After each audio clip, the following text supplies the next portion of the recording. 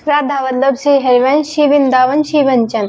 तो आज मैं आपको बताऊंगी कि राधा केली कुंज से दीक्षा लेने का क्या प्रोसेस है, आपको किस प्रकार वहाँ से दीक्षा मिल सकती है, या फिर आप अगर उपस्थिति में है या आप दीक्षा लेने का सोच रहे हैं तो आपको कैसे कैसे वहाँ से दीक्षा मिल सकती है, क्या वो आपसे प्रश्न पूछते हैं, या फिर आपको किन किन बातों का ध्यान रखना चाहिए।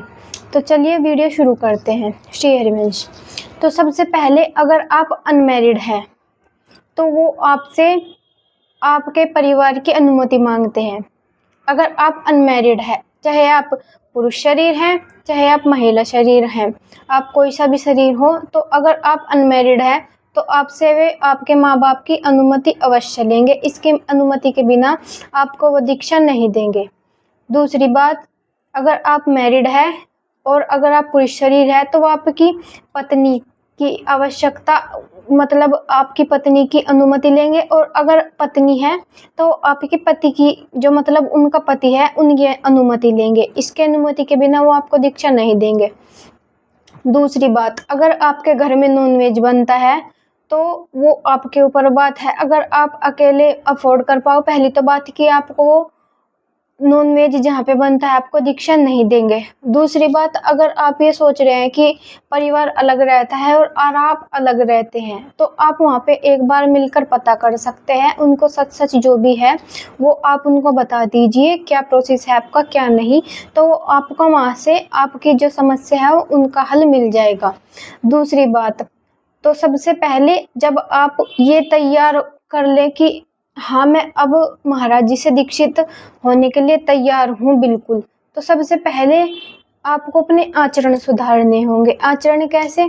जैसे शौचाचार के नियम जो प्रमुख है, क्योंकि अगर आपकी दीक्षा हो गई, पहले तो वो लोग आपसे पूछते हैं कि आप ये कर रहे हैं नहीं कर रहे हैं, इसीलिए वो इतना टाइम लगाते हैं। 1 महीने बाद आए, 2 महीने बाद आए, 3 महीने बाद आए, इसीलिए वो इतना टाइम लगाते हैं ताकि हमें आदत पड़ सके। अगर हम कहीं पे ऐसे जाए तो हमें आदत ही नहीं पड़ेगी और हमें एकदम अजीब लगेगा, इतने सारे नियम, आचमन करो, ये करो वो, तो हमें ये सब बोझ लगने लगेगा।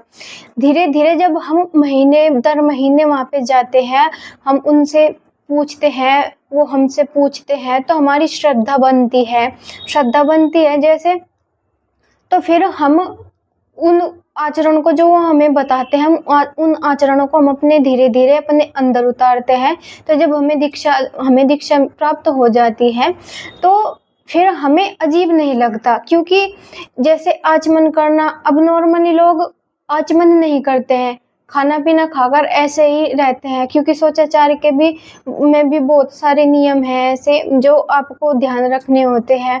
जैसे आप जो चप्पल आप बाथरूम में पहन के चले गए, उसमें आप मंत्र नहीं जप सकते। इस प्रकार के जो कड़े नियम हैं वो आपको फॉलो करने होते हैं। तो सबसे पहले अगर आप महाराज जी से दीक्षा लेना चाहते हैं या आप उपस्थिति में हैं, तो ये पहले उन लोगों के लिए है जो महाराज जी से दीक्षा लेने के लिए सोच रहे हैं। तो आपको सबसे पहले वृंदावन जाना है, वृंदावन धाम को जाके प्रणाम करना है, श्री राधा रानी की कृपा को मनाना है कि आपने बड़ी कृपा की कि हमें अपने धाम बुलाया, और हे वृंदावन, हमसे कोई पाप न बन पावे, हम आपके शरण में आए हैं प्रभु, अब हमें संभालो, हम निर्विकार, हम अधम नीच जैसे भी हम आपकी शरण में आए हैं, कृपया हमें स्वीकार करो।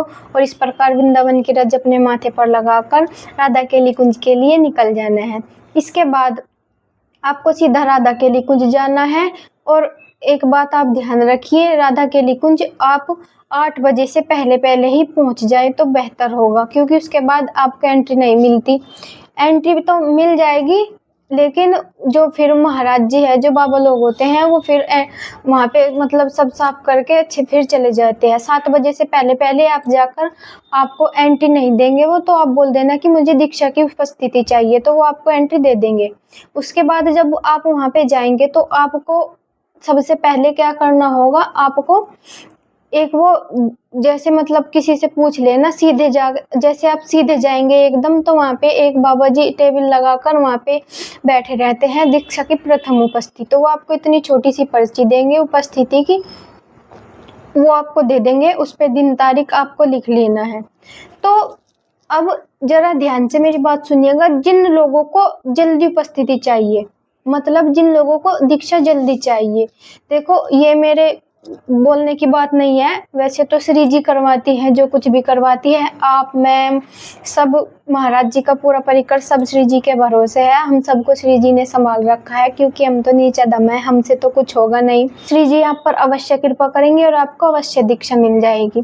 तो जिन लोगों को जल्दी दीक्षा चाहिए, जैसे कि मतलब कोई बहुत दूर से आता है, कई सखी होती है कि उनको अकेले आना पड़ता है, मुंबई से आ रहा है, कोई महाराष्ट्र से आ रहा है, कोई कहीं से आ रहा है, जैसे जिसकी श्रद्धा बनती है। श्री जी सबको अपने धाम बुला लेती है, जिस पर भी श्री जी की कृपा होती है। तो जिन लोगों को जल्दी उपस्थिति चाहिए, जैसे आपको प्रथम उपस्थिति मिल गई, अगर आपके पास नियम पहले से ही है तो आप उनको प्रसादी करवा लीजिए। नहीं तो वहीं से आपको क्या क्या लेना है, झोली माला, कंठी माला और दीक्षा के नियम। दीक्षा के नियम में एक वृंदावन सतलीला और जुड़ गई है, वहाँ पे बहुत सारी दुकान रहती है। आप किसी से भी बोल दीजिए, आपको 1500-1600 रुपए के अंदर वो दीक्षा के नियम दे देंगे। उसमें क्या होगा, आपकी अष्टयाम सेवा, नित्य पाठ, रसोपासना, वृंदावन सतलीला जो अभी अभी ऐड हुई है, और एक है श्री हित चतुरासी जी, राधा सुधा निधि और सेवक वाणी। ये आपको वहीं पे पता चल जाएगा कि आपको कैसे कैसे करना है। और अगर आपको नहीं पता तो वो आपको बताएंगे। जो है वो नित्य पाठ रसोपासना है, वो आपको पूरी करनी है। चतुरासी के 12 पद और राधा सुधा निधि के 5 पद और सेवक वाणी के 5 पद, 5 छंद, राधा सुधा निधि के 10 पद पढ़ने हैं आपको। तो ये उन लोगों के लिए है जिनको जल्दी दीक्षा चाहिए। तो जैसे आपने प्रथम उपस्थिति ले ली, तो सबसे पहले वहीं पे एक, जैसे आपको उपस्थिति की प्रथम वो मिल जाएगी पर्ची, तो वहीं पे एक प्रसादी की लाइन लगी रहती है, पुरुष महिला की अलग अलग होती है, तो वो आप वहीं पे देख लीजिएगा। तो वहीं पे आपको ऐसे ही लेके भागना नहीं है, वहाँ पे आपको वो जो आपने नियम लिया है उनको पहले प्रसादी करवानी होती है। वो आपको महाराज जी देंगे, आपको लाइन में लग जाना है और वो आपको बोल देना कि प्रसादी की लाइन है, आपको कोई भी बता देगा। तो आपको उनको जो भी आपने नियम लिए हैं, सेवक वाणी जो भी आपने वाणी जी ली है, और जो आपने कंठी माला और जो झोली माला ली है, वो आपको प्रसादी करवा लेनी है। प्रसादी करवाने के बाद आप अपने घर आ जाएंगे, या आपको जहाँ पे भी जाना है वहाँ पे, राधा केली कुंज का आपका काम वहाँ पे मतलब विश्राम होता है। किसी ने मुझे कहा था कि मतलब समाप्त नहीं कहते, किसी भी शुभ काम को विश्राम कहते हैं, क्योंकि राधा केली कुंज से तो हमारा मन जुड़ा है, हमारा प्रीत जुड़ा है, हमारा प्रेम जुड़ा है श्री वृंदावन धाम से। तो वहाँ पे आपका विश्राम हो जाता है। उसके बाद आपको 2 महीने, वो जो बाबा जी आपको पहले प्रथम उपस्थिति देंगे वही आपको बोलेंगे कि आपको 2 महीने बाद आना है, या आपकी उपस्थिति के हिसाब से आपको बताएंगे 1.5 महीने, किसी को 2.5 महीने, किसी को 3 महीने भी बता देते हैं, लेकिन ज़्यादातर 2 महीने बताते हैं। तो आपको 2 महीने बाद जाना है। तो जिन लोगों को जल्दी चाहिए थोड़ा, देखो मैं तो कहने वाली कोई नहीं हूँ, मैं तो आपकी जैसे कोई दोस्त होता है, सखी होती है, इस प्रकार मैं आपको सिर्फ सजेशन कर सकती हूँ, जैसे श्री जी की इच्छा, बाकी तो वही होगा। तो जिन लोगों को जल्दी चाहिए कि थोड़ा हमें जल्दी चाहिए, तो आपको प्रथम उपस्थिति के बाद आप जैसे 3 महीने बाद जाए, 4 महीने बाद जाए, तो उसके अंदर ही अंदर आपको वाणिज्य का इतना रटन कर लेना है, इतना उसमें तन्मयता, इतनी महत्ता आपको उसमें वाणिज्य में कर लेनी है कि वो आपको कंठस्थ हो जाए। 3-4 महीने में, जैसे हम नॉर्मली एग्जाम भी देते हैं किसी चीज का, तो हमें 3-4 महीने काफी होता है किसी चीज को याद करने के लिए। तो नित्य पाठ रसोपासना में से और वाणिज्य में से और चतुरासी जी में से आपको मतलब बहुत से पद आपको याद कर लेने हैं। नित्य पाठ रसोपासना भी आपको बहुत मतलब याद कर लेनी है कि आपसे पूछे तो आपको एकदम बता दे। तो जो लोग जल्दी चाहते हैं कि उनको जल्दी हो जाए, क्योंकि वहाँ पे वो लोग ये नहीं, उनको कोई शौक नहीं है आपको हर महीने 2 महीने बुलाने का, वो क्या फ्री है, नहीं तो वो अभी अपना काम करके अपना भजन करे, सेवा अपनी राधा रानी जी की सेवा करे। वो लोग हमारे लिए ही तो है। तो जिनको जल्दी चाहिए वो 2-3 महीने, वो जरूरी नहीं है कि आपको उन्होंने बुलाया 2 महीने, अगर आप 1 महीने बाद भी जाएंगे तो उनको कोई दिक्कत नहीं है। वो आपसे पूछेंगे कि आप क्यों नहीं आई, तो आप अपना कारण सच सच बता दीजिएगा।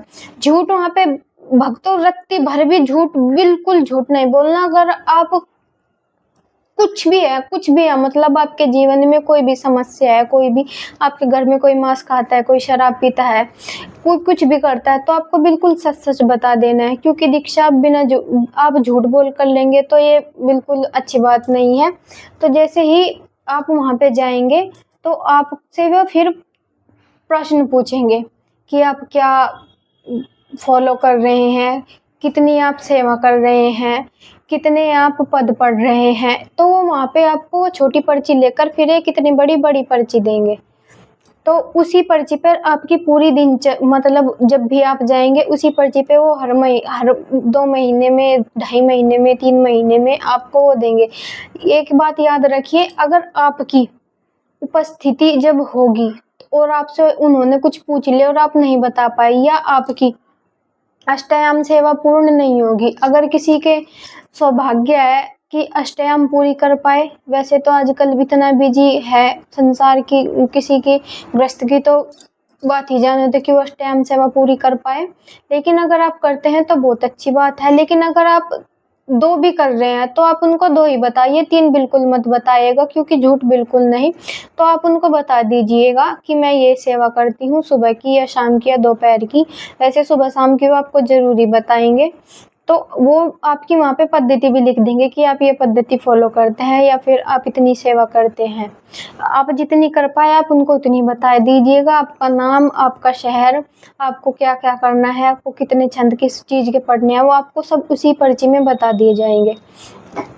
फिर आप जैसे अगर आपकी उनसे जैसे वो दूसरी उपस्थिति में आपसे पूछेंगे कि आप ये बताइए और आप ना बता पाए, तो फिर वो आपको 2 महीने की नहीं, 2.5 के या 3 महीने के बाद बुलाएंगे कि आप अच्छे से गायन करो, अच्छे से आप उनको अपने अंदर समाओ, तब आपको वो ज़्यादा टाइम देते हैं। अगर आप पूरी महत्ता से, पूरी आत्मता से, आप जैसे हम भगवान से प्रेम करते हैं इसी प्रकार वाणी जो है, आप अगर उनसे इसी प्रकार प्रेम करेंगे तो वो आपको अवश्य ही याद हो जाएगी, और फिर आपको जैसे जैसे वो बुलाते हैं आपको वैसे वैसे ही जाना है।